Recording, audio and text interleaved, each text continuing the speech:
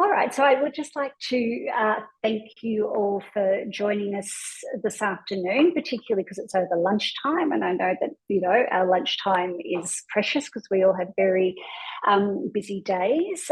Today, I'm on the land of the Wurundjeri people of the Kulin Nation, and I pay my respects to elders past, present, and emerging of all of Australia's First Nation peoples. And this is also a very opportune time to introduce Kristi De Young. Kristi has been a practicing psychologist since 2008, primarily teaching children or treating children and their parents. Kristi draws on a raft of tools, including cognitive behavioural therapy, which probably everyone attending would be really familiar with, attachment theory, which I have some familiarity with, but I think probably people would have less familiarity with attachment theory and other trauma-informed approaches.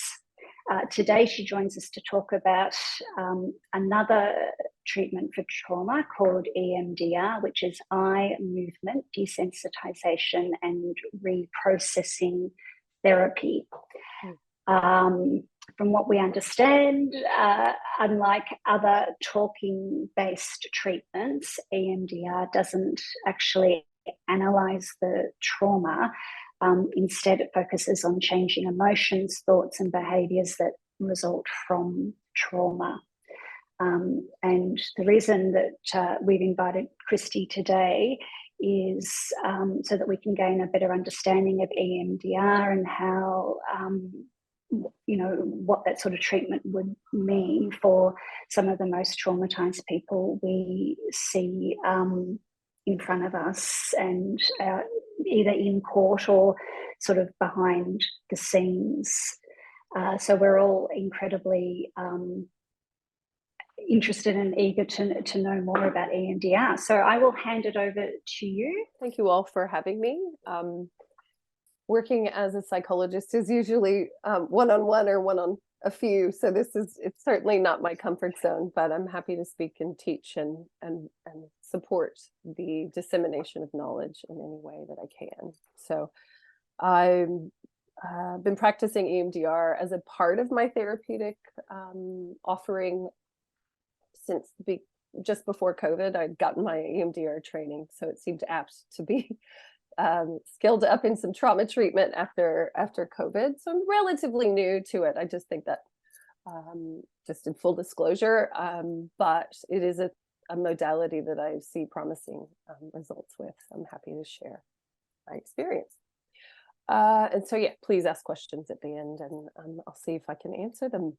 So I think before I get started, to talk a little bit about who I am and how I work. Every psychologist, and as you would know, every practitioner would have a different way of working and different paradigms and theories that form the basis for their treatment and their practice. So at my core, I call myself a humanist. I'm a human first and a psychologist second. And my humanness and my humanist stance in psychology forms the foundation for a compassion-focused treatment and in providing empathy and connection with any client, anyone sitting across from me. So I have to be able to hook into that as a treating practitioner. Otherwise, I probably shouldn't be sitting across from someone. So I work really hard on understanding that being human is hard.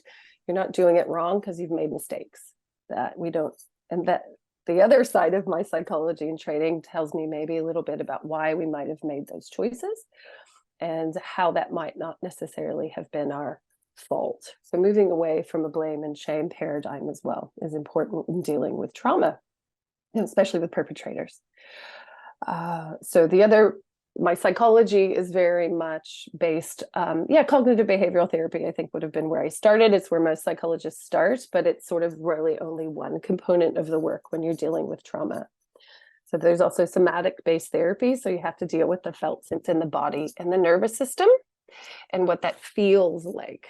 So not only our thoughts, but our sensations, our affect, our emotions, and our reactions within the body as we experience something like a trauma, so also I look at mind, but I look at body. And so a lot of the EMDR work is me paying a lot of attention to what someone's body is also doing. So they might not always be articulating in words what's happening, but I'll watch things like respiration, heart rate, crying, obviously other affects. The body might shake. So there's a lot of things that are going on for a person in EMDR treatment that very much far supersedes cognition. And when we're thinking about trauma, it's also important to remember sometimes the trauma is pre-verbal. Trauma and I'll get into definitions of trauma in a moment, but trauma can be, we don't have words for it, but the body remembers. So my trauma gurus are, Gabor Mate, Peter Levine, Bruce Perry, lots of sort of American psychiatrists that form the foundation for my understanding around trauma. But I don't want to digress too much. But so my modalities, I think so I've mentioned a few there. So compassion focused, cognitive neuroscience, the body-mind connection, so polyvagal theory. I'm just saying this, so if you've heard of it, some of you probably already know. I don't have time, obviously, in the confines of this to go through every therapeutic modality, but these are also things that underpin EMDR. That's why I'm saying it. So it's how EMDR works. It's these philosophies and theories underpin EMDR. And then something called internal family systems approach, which I find incredibly helpful paired with EMDR, especially dealing with, I'd be curious to hear people's experiences with perpetrators, or I don't know what the right word to use, addiction, any sort of what we might typically look at as like a maladaptive behavior pattern. Internal family systems approach has been really helpful paired with EMDR. Okay. That's me. What is trauma? To understand why would we need to use EMDR, I think knowing that working definition of trauma is helpful. Trauma is the perception of threat with the incapacity to deal with it. The loss of connection to self, our bodies, our families, others, and the world. That's from Peter Levine. Gabor Mate defines trauma as what happens inside us when bad things happen to us. So that's important in terms of therapy. That's why we even do therapy, because if trauma was a bad thing that happens, there's nothing we can do about it. But trauma is not only the bad thing that happens to us, because not everybody that experiences an event is traumatized. That's important to remember, because it's how we process it. It's how we understand it, the meaning and the sense we make about ourselves and the world now that I have experienced that event. So what we see is even something like 9/11 in America, young kids that went home to process that experience and understood it and talked about it and were allowed to go through the whole range of emotional experiences, were emotion coached and regulated all of those feelings, didn't experience PTSD symptoms following that event. It's when we don't have that after support or an integration and understanding of the meaning of that event for ourselves. So you start to see, again, the entrance of EMDR. What is EMDR doing? EMDR is sort of helping us learn to process, even years after an event, to integrate the meaning of that event with the other events of our lives and to make different sense of it for ourselves. So the other definition I love around trauma, and the one I use with clients, is anytime we've been rendered profoundly helpless, powerless, and we lose our ability to cope. So trauma can be anything. And I know that can sometimes be controversial, but I like the idea, and it seems to work with my clients, about there's no monopoly on trauma. My favorite saying is it's not a pain Olympics. What hurts for you hurts for you. And I don't know what that feels like in your body. There's no sort of graduated scale. Now, yes, clearly there's things that we can see, and I know you see there are big T traumas that are severe and chronic and terrible. I don't want to take away from that. But also it's with a lot of young people, it's the absence, it's neglect, it's silent treatment. It is being ignored, which can be profoundly, engender a profound feeling of helplessness and powerlessness, which would meet the criteria under this. Okay, so getting into the meat of it for you. What is EMDR? EMDR, eye movement, desensitization, and reprocessing, was created by Francis Shapiro in 1989, the 90s. There's some funny stories out there about how she came up with it, you know, why she was walking in the park, watching some ducks on a pond, or whether or not she was watching the windshield wipers go back and forth on her car. But it was quite serendipitous, according to Francine, about she developed EMDR. She was thinking of a distressing memory. She was a therapist, and then moving her eyes at the same time, and then felt a lessening of levels of stress. But then started to do research on it. So a lot of the research came out about EMDR in the mid-90s, and it has since really taken off. Especially, I did my training with Graham Taylor in, I think he's in Perth. He's really, there's sort of two sects of EMDR practitioners in Australia that really, really run the training. There's more than that, but those two, Graham, I think, and then Chris, somebody is the other one. But at the heart of EMDR, we work with the memory of the incident, the affect, so the emotion and the sensations that come with that event, the incident, the event, the trauma, and the cognition, so the story I tell myself. It uses what's called the adaptive information processing paradigm. They don't really know how EMDR works. There's some links to how it works, like with REM sleep, like how, you know, your eyes are really moving a lot in REM sleep, and that we process a lot of our daily lived experiences through sleep. They think that that's what the eye movements in EMDR, which I'll come to in a minute, they think that's what that's doing. It's aiding in the processing of that. But it's adaptive information processing is a theory about memory networks, and it gets really complicated and tricky, and actually, to be honest, quite hard to understand. But adaptive information processing, put simply, is that we store memories over multiple memory networks in our brain. So involving sensory input, cognition, emotions, and motor networks. And so a traumatic event, an incident, would lay down what's called a memory network. And most of those are adaptive memory networks. It's how we survive, it's how we learn, and how we take one learning and apply it to new information. What happens, though, with a traumatic event is that there's a maladaptive memory network that gets created. And so trauma causes disruption to the normal adaptive functioning of memory. And I'll give you an example I think that's helpful. So this is sort of anecdote, a bit of real life, a bit of client work meshed into one.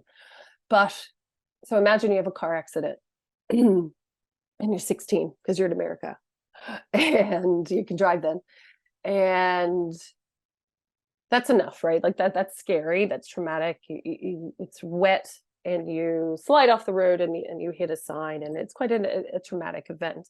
But after that event, you're sitting on the side of the road, and while you're waiting for an ambulance or waiting for your parents to come and get you, and your mom arrives or your dad arrives, and rather than sort of wrapping you up in this like, oh my gosh, I hope you're okay, is everything all right, you get met with, what have you done now?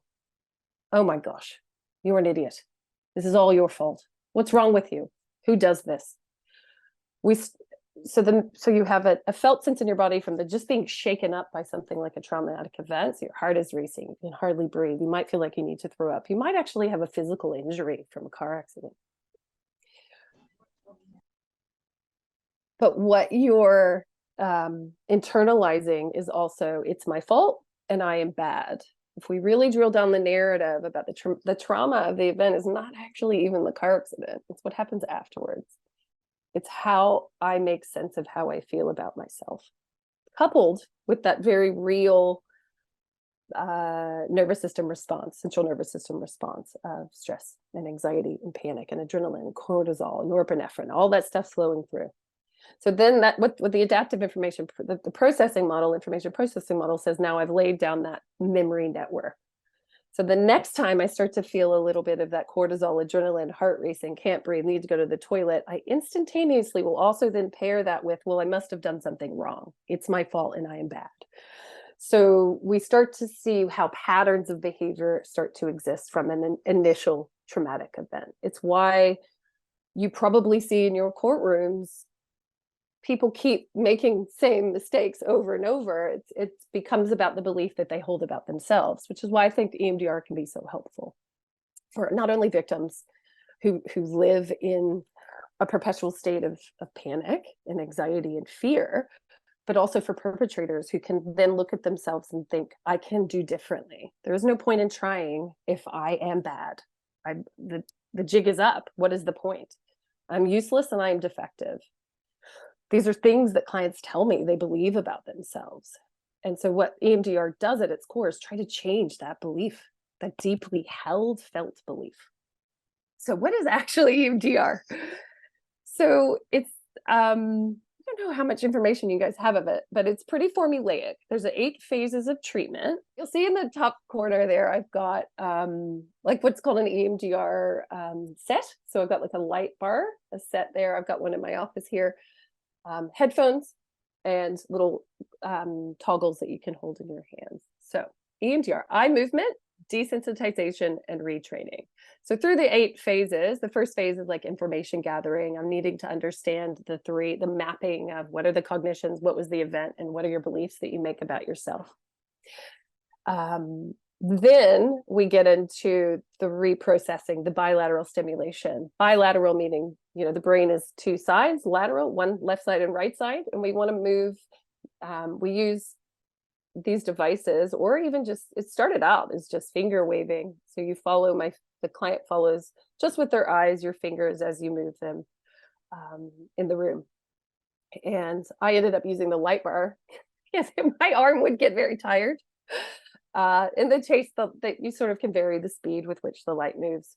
Now, so some clients with vision impairment or any sort of epileptic issues, or I have a client with Tourette's who was still able to chase the light, but we ended up using the paddles for the hands. So one buzzes, then the other one buzzes at a different rate, or you can do something like tapping. Now, the idea with this is we're taxing working memory. We're trying to bypass the parts of the brain that don't want to talk about things or don't want to go there, to get to the more like the amygdala, the limbic system, the hippocampus, to try to actually get you to feel like you're in the traumatic event again, so that we can feel all the feelings, get through the emotional rush, but also release it. And then do what we didn't get to do in the event, perhaps, or be consoled or comforted in a way that we couldn't back then.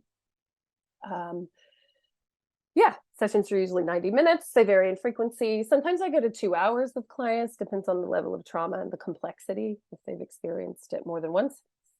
So we rate subjective units of distress from 0 to 10. Usually clients start out at about a 10.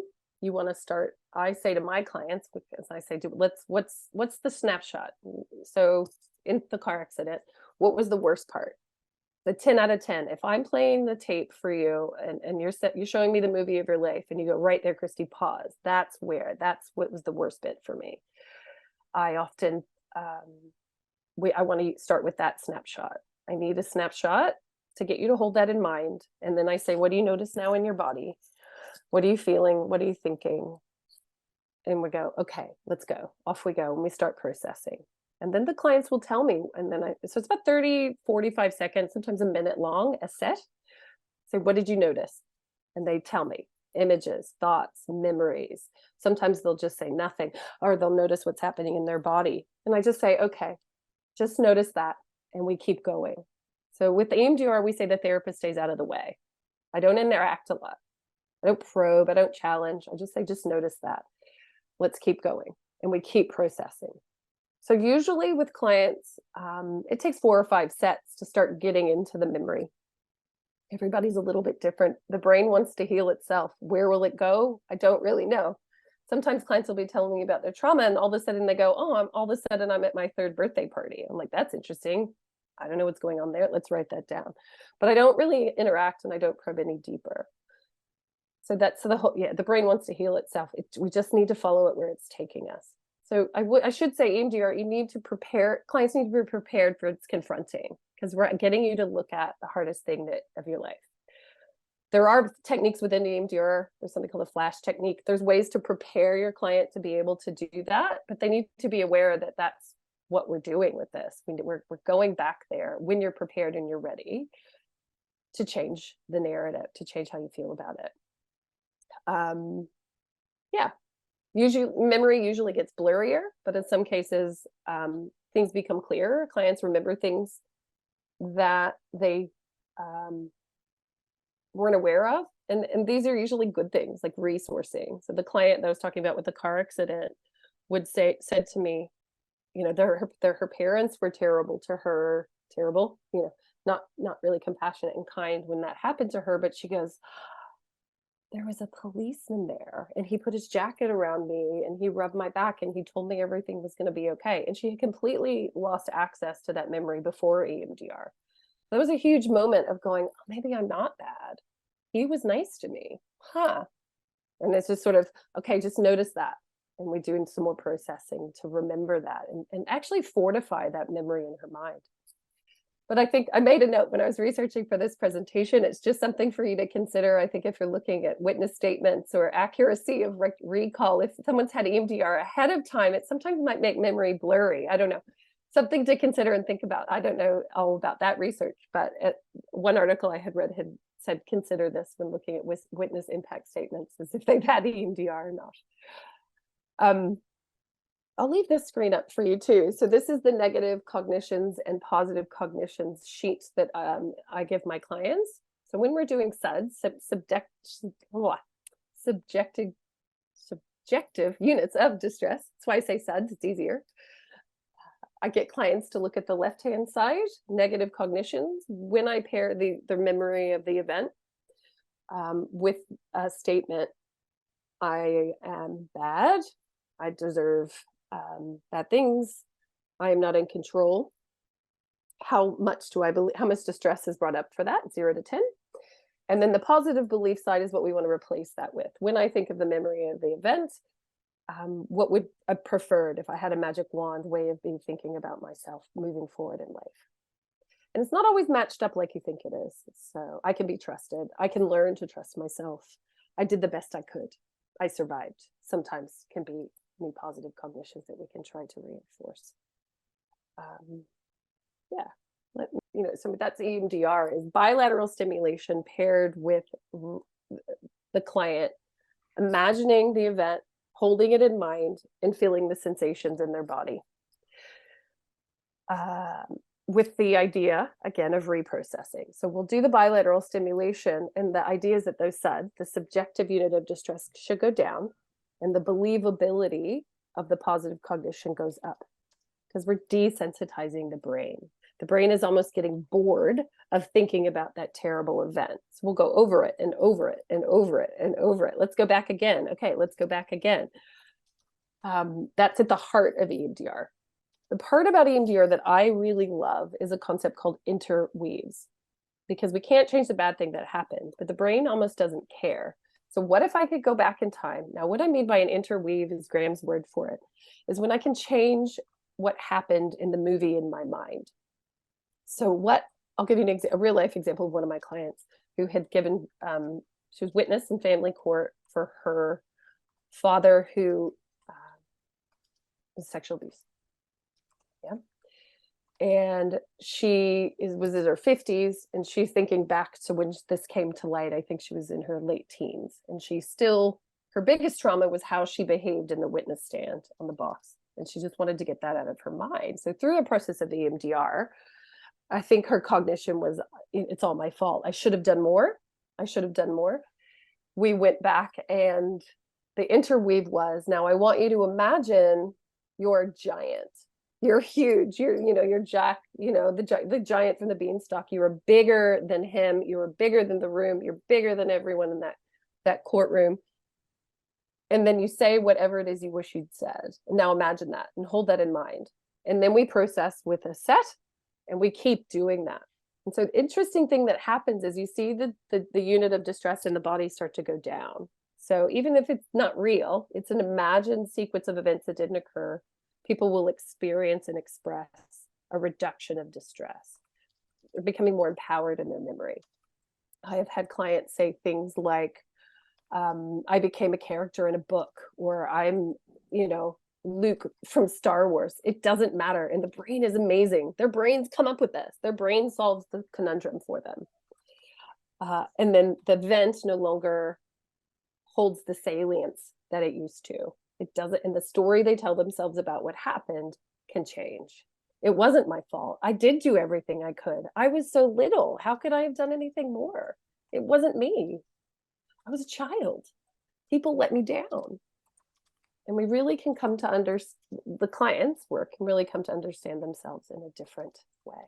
EMDR is evidence-based for PTSD. I almost think if you're dealing with classic single incident trauma, PTSD, you need to be considering EMDR at some point, but now it's really exploding. People are trialing it with depression, anxiety, panic attacks, personality disorders, grief, dissociation, pain, body dysmorphia, stress reduction, any disturbing memory. I just did some brief research again that even EMDR for perpetrators and how incorporating that into their treatment, because often there is traumatic events that those people have experienced. And by doing EMDR, they increase their empathy for their victim, and it changes their thinking around when we say post-treatment, the patient did not meet the criteria for PTSD. And then they are less likely to re-offend. So that's something to consider. I haven't done EMDR with a perpetrator as of yet. Not on purpose, but just hasn't happened. I ended up working with victims. I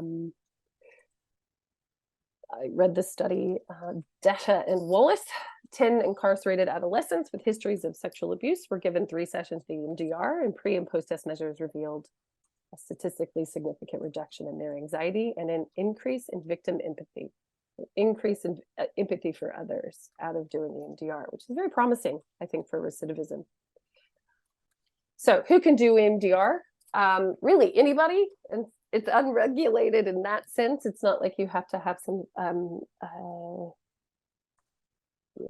certificate. I mean, I would hope that you did. I'd be worried if someone didn't. There's pretty strict trainings for EMDR AA accredited, EMDR Association of Australia practitioners, and there's strict supervisions. And so I am currently still undergo supervision for EMDR to see how I can refine my practice. But lots of practitioners can utilize it. Advantages of EMDR over other treatments is it's focused on the symptoms to be conducted in session. Technically, I don't even need to know about the incident or the trauma for EMDR to work. You don't need to tell me. Our clients can just say the incident, as long as they're seeing it and viewing it. So in some sense, we lose the re-traumatizing fact of having to talk about the incident. I don't need to know. You can say a word. You can say pillow, and I go, cool, because it's not about me. I don't need to help you understand. I don't need to unpack that. Your brain's doing the work. EMDR has comparable results to other trauma treatments, like exposure therapy, but it's shorter time frame. In my experience, EMDR unlocks some stuff, and then we can do other therapy modalities, and then we do some more EMDR. It can sort of help us when we're stuck in treatment. It's tolerated well by clients, and usually has a very reliable recovery post treatment. They don't need further treatment. It works, and then it's over for a lot of people. That's really all I've got in terms of the structured, semi-structured presentation. So questions? Yeah, I think it comes down to safety. I think I need to know, do you feel safe and do you trust me? And what I mean by that is also can I safely, within my window of tolerance, feel what that's going to feel like? So go back to that memory.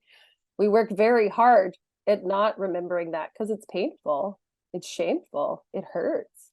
In my body, it hurts. And I work this, addiction is a really adaptive function for numbing up pain. It makes sense.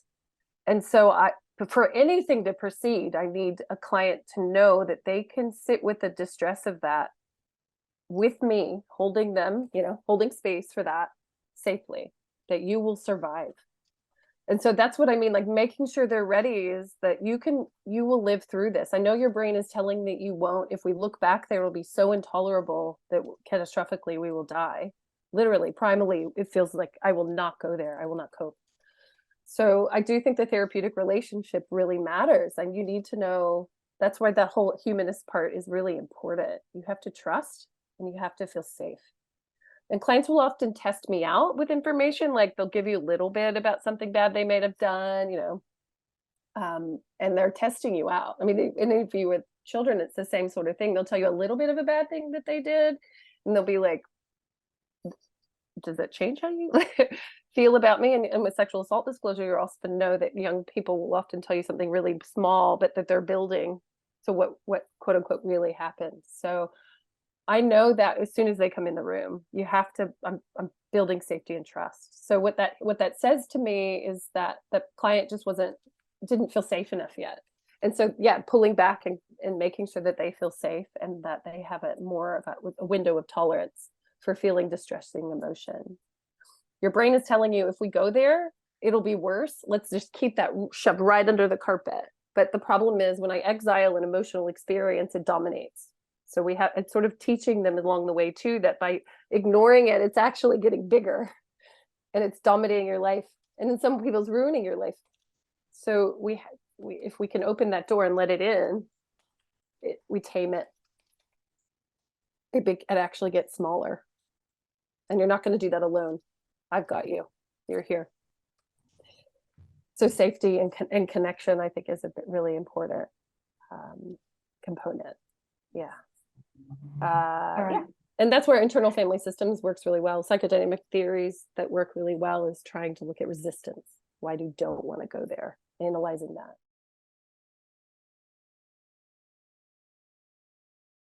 There's nothing to indicate that you can't do EMDR with those populations. In fact, I've done EMDR on lots of neurodiverse young people and adults, and ADHD as well. What I might do with ADHD is utilize the light bar and the hand paddles to try to really tax that working memory and to call the attention to the body a lot more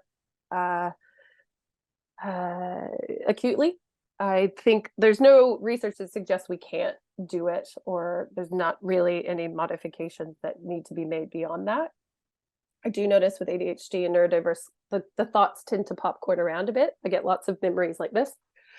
And so that I might have to kind of gently go, now going back to that original event, I might have to just put the puppy on the mat, get their brain back to where they originally came in for. But it just sort of evolves organically. But yeah, I think I've seen it. It's worked anecdotally for my clients with ADHD, definitely, and ASD and those kinds of things. And like I said, I've done it with clients with Tourette's. I've done it with clients with epilepsy. I need to just do some stuff in the beginning to make sure that that's okay, so it's not unheard of. Yeah.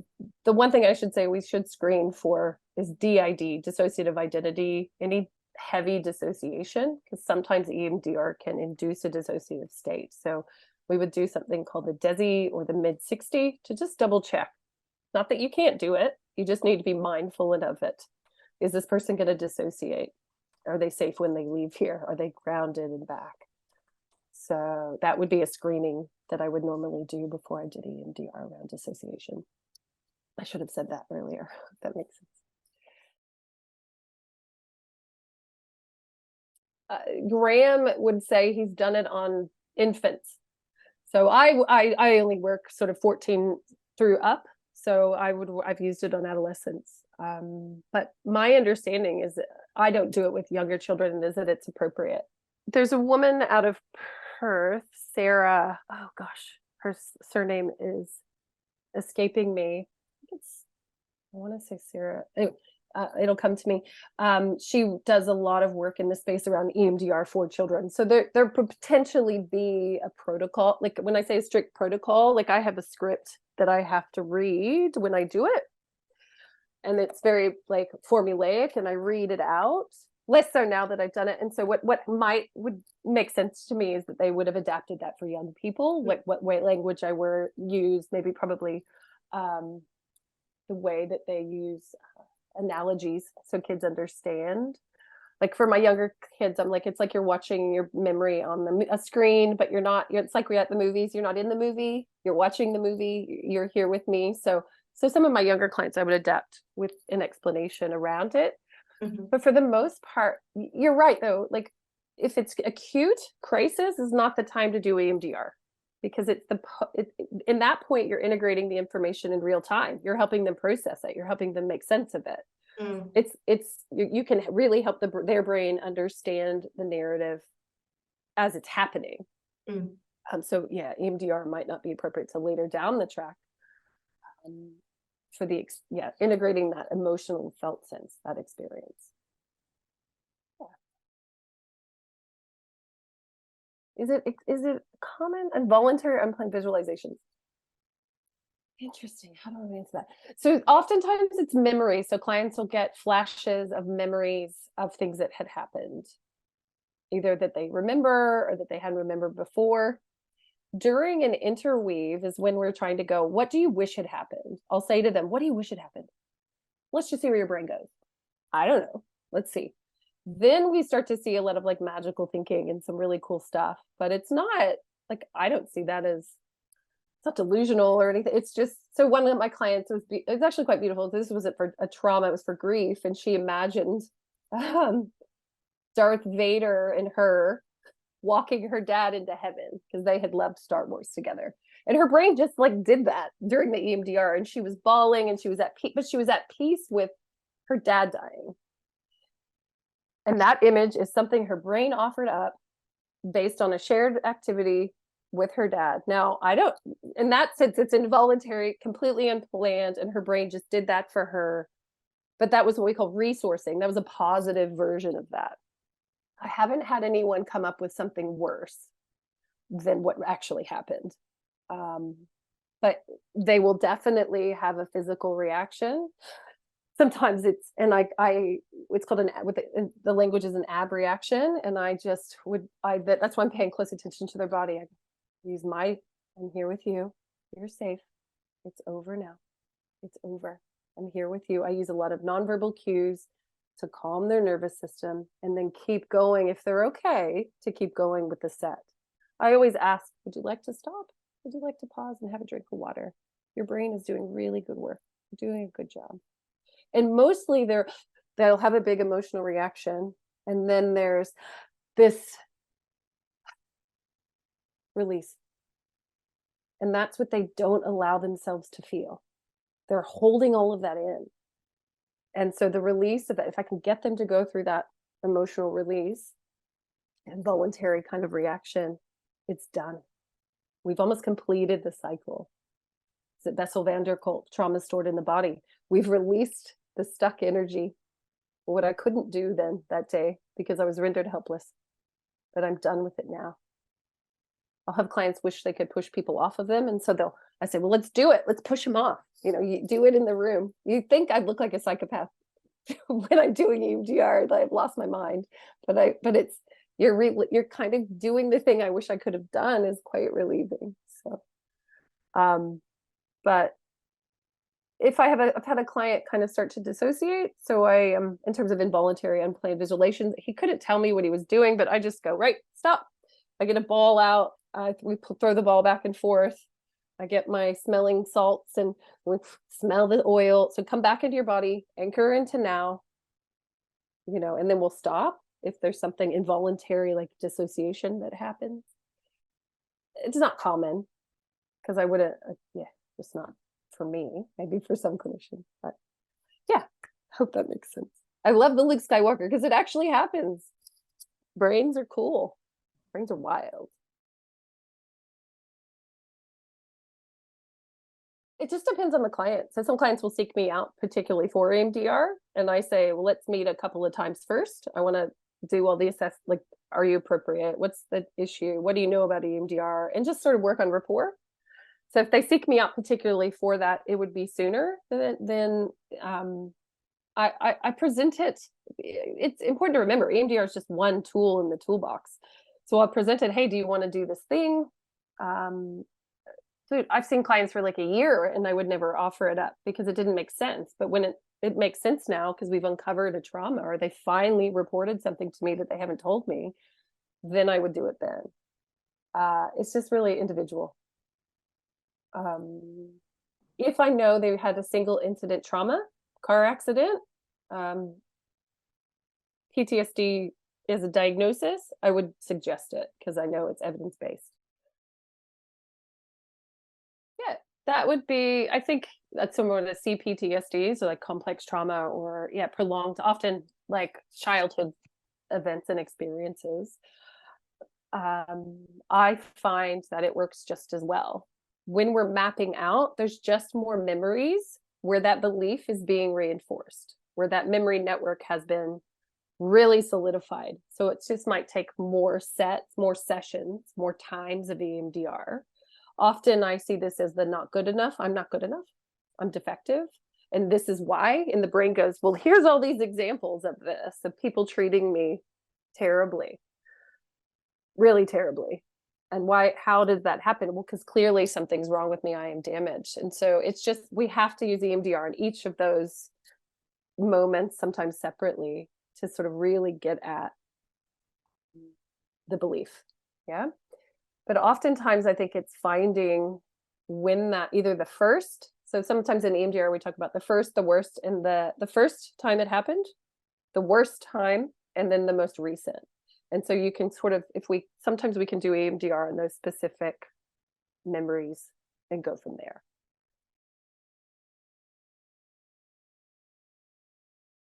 So yeah, during an abreaction. So if they're really distressed, I think it's just the human in me. It feels weird to just completely be a robot over here, but I will pause and sit with and be with the big feeling and just allow it to come. But my intervention is more compassion and being with.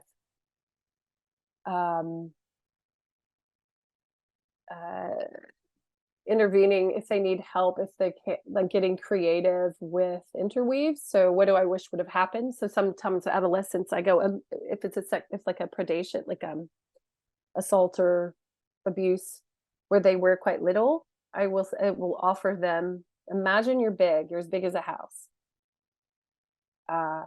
So I will intervene just to sort of help their brain learn that what I'm asking them to do is just think about it differently.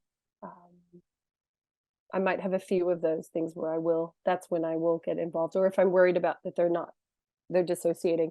And you can really tell because they just start staring off into space, or they'll shake and they'll go, oh, what was that?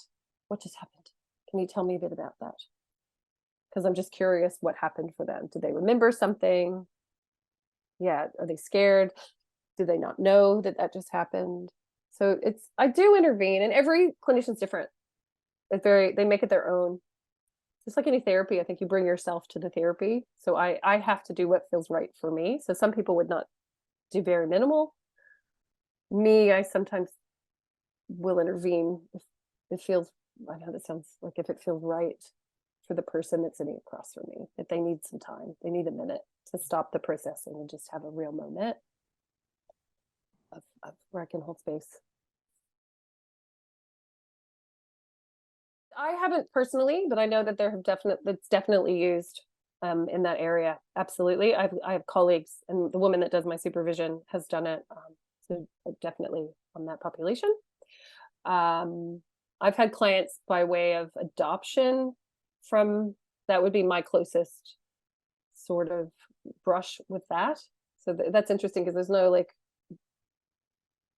cognitive memories of what life was like in the Sudan. But again, this is what's interesting about trauma being stored in the body and the attachment things that might come from it. That's the closest that I've ever done. But yeah, I think I don't have statistics, but I know my supervisor has done work with that population. Yeah. And she used to work in prisons. So she has done a lot of work with, in her early days, was with perpetrators in prisons. And so I believe she's done EMDR in that population as well. Oh, absolutely. And even as a therapist, I do it because therapy can be, there can be vicarious trauma, the stories we hear. And what the interesting thing is like, what is this particular case? Why this photo? Why this? Everybody will have an individual story, and that's your psychology. Why this person? Why this thing? And I guarantee you there'll be a story you tell about yourself. And so absolutely, I think EMDR works with vicarious trauma, because what is it about this one? Why this one? I see hundreds of people a week, hundreds of cases Why is it this one? What is striking a chord here for me? And I bet there's something else happening. It reminded me of this, or it looked like this, you know. So if you talk it through and you make sense of it, and you control the you know, can look at the narrative around it for yourself, it's not as traumatizing to your body too. Like, wow, look at that. Notice my anxiety. What's going on? And then there's other things we can do to calm our body. It's not happening to me. This isn't my story. This isn't my son. This isn't my mom, you know. Oh, I create some distance and some boundaries, because that makes a lot of sense to sometimes become where that gets lost in the work that you guys do and the work that I do. You forget, because you have an empathic, beautiful heart, and you want to make the world a better place. The occupational hazard. So I think talking to someone about anything that comes up like that is very important, to not be traumatized by it, making sense of it. Yeah. Well, Kristi, unfortunately, we've run out of time, and gotta go back to work. I think I've hogged the questions. That's right. We're all, you know, lots of us are back in court at 2:00. I'm sure you've got appointments today. I just want to say thank you from the bottom of my heart. Thank you for having me and asking. Thank you so much. I'm very chuffed. And thank you to everyone who's attending. And would you all please just, you know, spread the word about, you know, this really important treatment for trauma, but also just being part of the toolbox, but just, you know, trauma. Let's deal with it as much as we can. Absolutely. All right. Thank you so much. Thank you. Thank you.